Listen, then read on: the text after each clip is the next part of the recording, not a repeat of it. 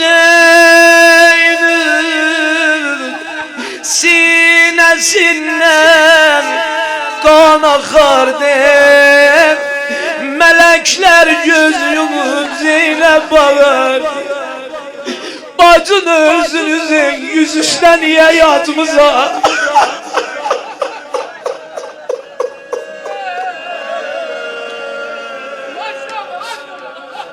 Benim edebli kardeşimize, benim vefalı kardeşimize, bacının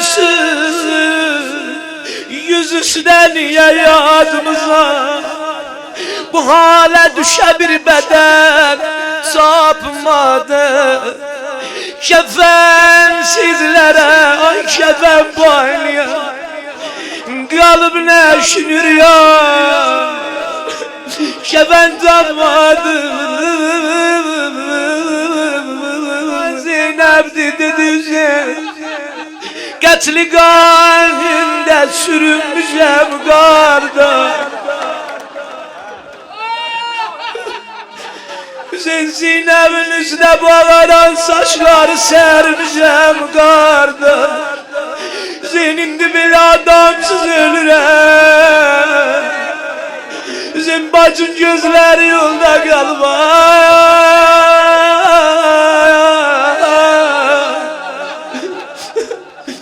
Sen arzu bağların ibadesinden verdi bana. Sanmıyorsa bu adamsız bacıyı sende ya da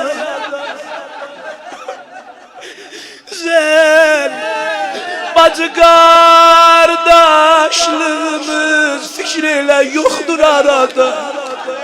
Nece İsteysen diyesen Zeynep, maçemimde başıma kara salıp gem yemişem.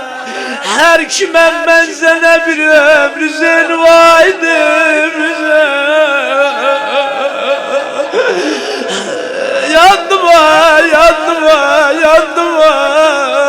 Emiz abadullah.